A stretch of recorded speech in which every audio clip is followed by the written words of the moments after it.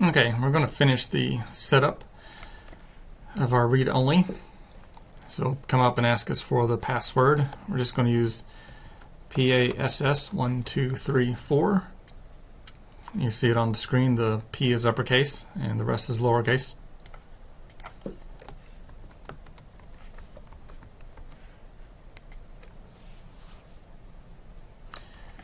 Windows will boot up. You'll have to Control-Alt-Delete to log in. There's a quick Control-Alt-Delete button underneath the File menu here for our Hyper-V. You can click that and it'll send the Control-Alt-Delete to the virtual machine. We log in with the PASS1234. Server Manager will start up. It may take it a couple of minutes, so just be patient.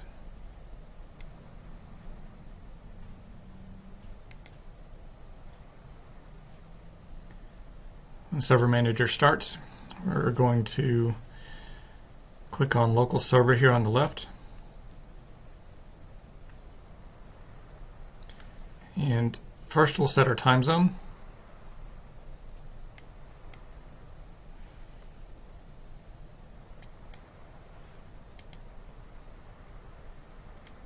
Make sure it's US and Canada and not Central America. The rest of these settings will be configured on our Server 1 and Server 2. We're going to install a few role features into Windows. So if you click on Manage and click Add Roles and Features, we'll come up to a dialog box, and these features are to be added into Windows. The installer file is already in the Windows folder. Later versions of Windows don't come with hardly any features installed. And that's for security reasons. You only need to run the software that you're going to be using on the server. In the past, Microsoft installed everything and left everything wide open. For our Server 1 and Server 2 that we're going to be making will be Active Directory Domain Services, the second one down. We'll add the management tools to manage Active Directory, so click Add Features. We'll add in DNS Server. Click Add Features again.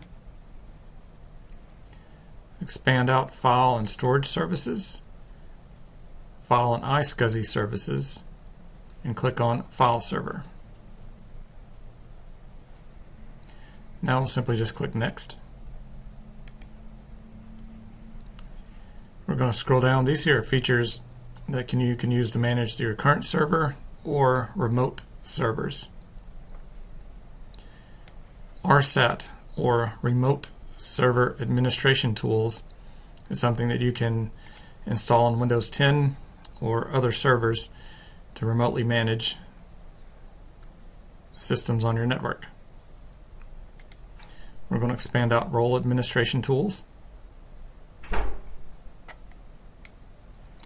We're going to expand out File Service Tools. We're going to put a checkbox on File Service Tools and File Server Resource Manager tools.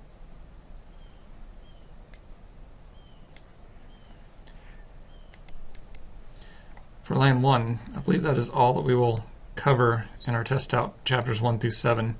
LAN 2, we will cover more tools and stuff. So for now, just click Next. Next again. Next again, and Install. Installation may take a minute or two.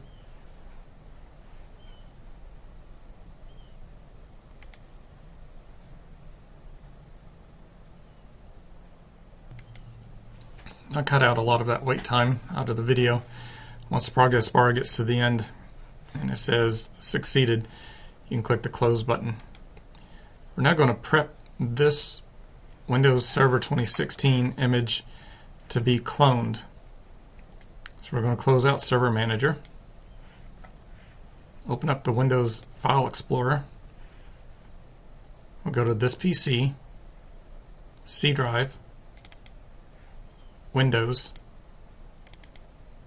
I'm going to click on a folder and hit S on my keyboard to jump down to the S's. I will find System32 and open it. I'll again click on a folder, hit S on the keyboard, jumps to the S's, and I'm looking for Sysprep. We open that folder, and we're going to launch the Sysprep tool. This removes any type of unique codes out of the registry. This generalized checkbox right here is required if you're going to make a clone. When you install Windows, a unique random 128-bit key is inserted into the registry. It is used to uniquely identify computers on the network. If you copy a hard drive to multiple hard drives, that key will get copied, and the computers will not be able to talk on the network. So we'll hit this generalize to remove that unique key. We'll change the shutdown type to shutdown, and we'll click OK. That will prep this computer as a base image that we can connect to or make copies of for server 1, server 2, and any other servers that we may need as the class progresses. This will take a minute or two for it to prep the system for cloning. It will automatically shut down. Once it's shut down, we're going to close the window. On our main screen here, we're going to delete the virtual machine, the LAN 1 virtual machine that we created.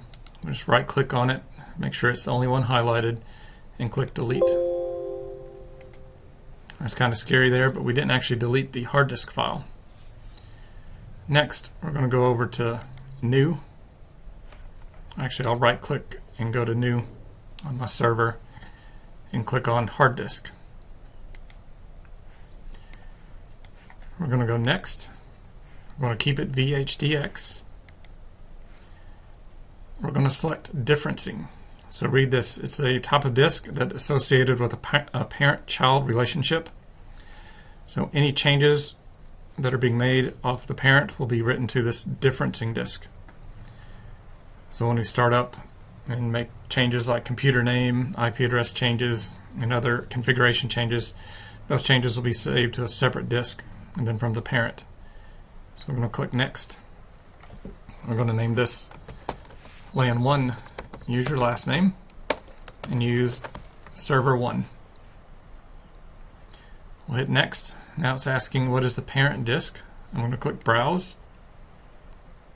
I'll click my Read Only. And then I'm going to click Next and Finish. I'll do this one more time for server 2. So go to New Hard Disk. I'm going to click Next. Keep the VHDX. The disk type will be changed to differencing. I'm going to click Next. I'll give it a name, LAN 1, last name, server 2. On the next screen, we have to click the parent disk again, which is the read only. We'll hit open, and now we can click finish. So we just associated two differencing disk with a parent. That means we don't have to reinstall the 2016 server and go through that whole process. Now we can right click our computer name, go to New Virtual Machine, and we're going to attach those differencing disks. So I'm going to name it the same as I did the hard disk. I'll click Next. The generation will be generation 2. Click Next. We use the same 4096 memory.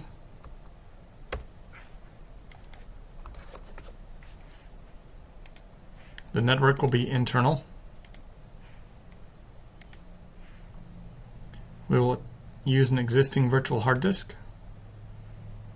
Click Browse, and I'm creating server 1, so I'm going to click the server 1 that we created. Notice it's only 4 kilobytes in size, or 4 meg in size it looks like. Click Open, click Finish. We're going to do the same thing again for server 2, New Virtual Machine.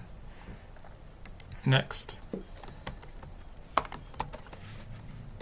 LAN 1, last name, server 2, generation 2, 4096 meg of RAM, internal network, use an existing virtual hard disk, browse and select your server 2 4 meg file. Click finish. I'm going to go ahead and right click each of these and connect to them and start them up.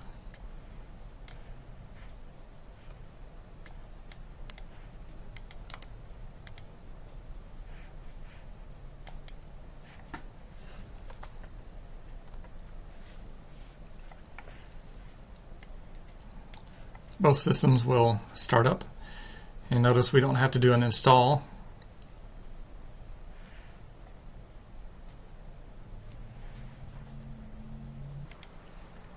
And they will come up and ask us the language, license terms, a password. We'll use the pass 1234 as shown on the screen now.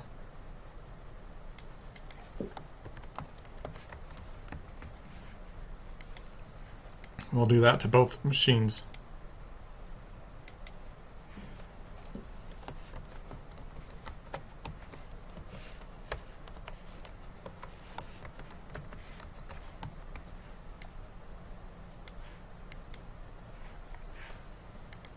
Once they come up, you'll hit the quick Control-Alt-Delete and log in.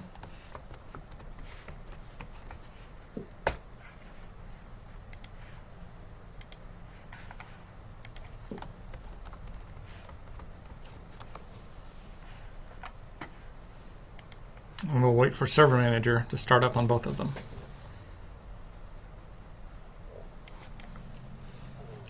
When Server Manager starts, we'll finish the configuration by clicking on Local Server. We'll set our IP address by clicking on the IP4 address link. Right-click and go to Properties of the Ethernet. Click on Internet Protocol version 4, click the Properties button. Make sure you don't uncheck it. We'll use the IP addresses in class of 192.168.1.1 for server 1. Make sure you look at the top up here. Server 1 is going to have .1 at the end, and our server 2 is going to be .2 at the end. If I click the subnet mask, it'll autofill in. The DNS servers will be the same, 192.168.1.1. The alternate, 192.168.1.2. Once you get that entered, click OK. Click Close. Make sure you don't hit the X. It will cancel out everything that you just did. You have to use the Close button at the bottom. And then now I can close out the connections window. I can click on the computer name at the top. That is this random string. Don't confuse computer description with the computer name. You must click the Change button and change the computer name value to server 1.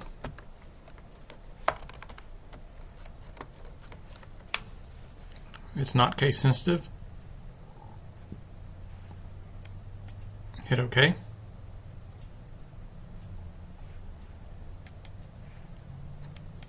Hit Close, click Restart. While it's restarting, we can go to server 2 and do the same thing. We'll click on Local Server. We'll click the IP4 address. We'll go to Properties, TCP4, Properties, specify an address.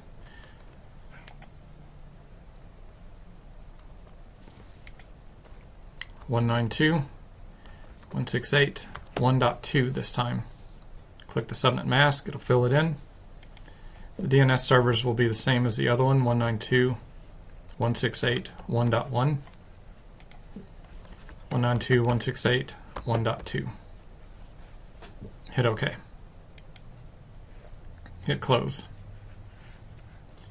And then close out the connections window. Click the server name. Click the change button and name this one server 2. Click OK. And OK again, close, and restart. I'm going to go back to server 1 here and hit my Control-Alt-Delete screen. I'll log in. Server 2 is already ready. I have a fast hard drive, so they restart quick. If I look under local server, under each one, I'll know server 2 is selected. My IP address will show up. Central time will show up. If I look at server 1, again, the server name, the IP address, and central time will show up. So let's get these computers ready for later work, where we'll set up a domain controller and be messing with user accounts. But right now we've got our 2 systems up and going and ready to work.